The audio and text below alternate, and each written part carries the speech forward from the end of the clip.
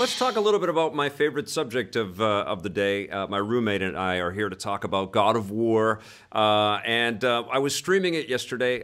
I can't quit it. It's like Heath Ledger and Jake Gyllenhaal and Brokeback. Like I got my arms. I can't quit you, Kratos. I can't quit you. There are other games I could be playing and probably should be playing, but it's such a goddamn great, awesome experience. I beat the story. And I thought, okay, well, I don't want to ruin this because people are still new to it. It just came out on the weekend, right? So no, people aren't, and people, their career isn't to cover video games, so they can't just say, I'm going to just play video games for 12 hours a day. Not that I've ever done that. So I don't want to ruin the surprises of the story, and you should all experience it. But I thought, okay, I can play some stuff after the story, because what's cool about God of War is that after the story happens, there's tons of really amazing activities to still sort of tick off the list.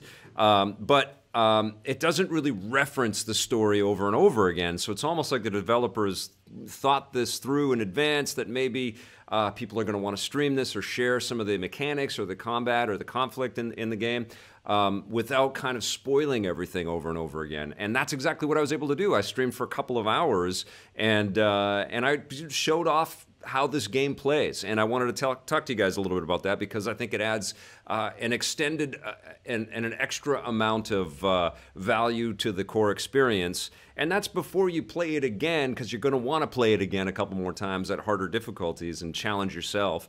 But there's lots of great things that you can do. You're freeing dragons, so I was running around and trying to find dragons and let them go free, and they kind of thank you just before they try to fry you. They sort of look at you and then they take off and fly away. But epic moments like that. And then you're constantly around every nook and cranny. You're finding these little hidden areas. You're still going into old encampments or old castles that are all broken down and beaten down. And you're still collecting tons and tons of loot, and you're sent on all kinds of these what they call favors in there. You either meet like maybe some spirits that will send you out, and you got to collect some bones of an old dead comrade, or hunt down a bunch of a ship's crew that devastated you and your allies.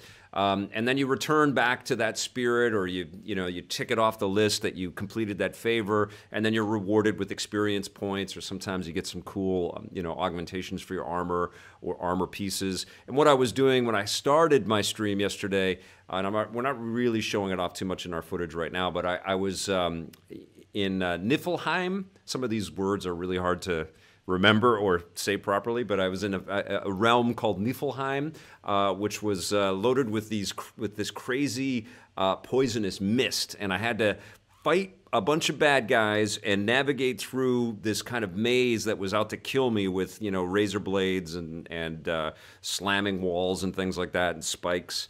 And then the mist was getting me, and bad guys were getting me. And so it's a very perilous journey, and I'm trying to get to this old dead armorer and get all of the loot off of him, and then I can take it back to the dwarf brothers, who will make me some cool armor.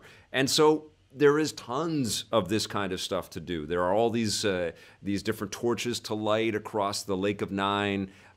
You can bounce in between the different realms as well, so you can kind of complete everything in Midgard. And I'm almost at that point right now where I've almost completed everything, and it's starting to feel a little bit empty. Although enemies do regenerate, and you still get into combat, and you still earn the moolah that you're going to need to buy the better gear or upgrade your existing gear.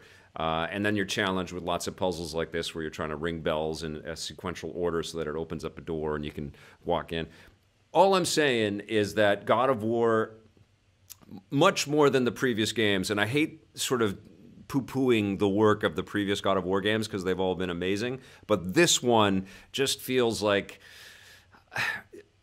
it's another level, not just in its visuals, not just in its mechanics, but just in the way that it's been thought out, so that there's a lot more reasons to stay with it. And I haven't found it this difficult to put the controller down and walk away from a game since the Breath of the Wild last year. And that includes Super Mario Odyssey, which I love as well. But this this is something else. You know, it's so fun just to traverse through the world, to get into conflict.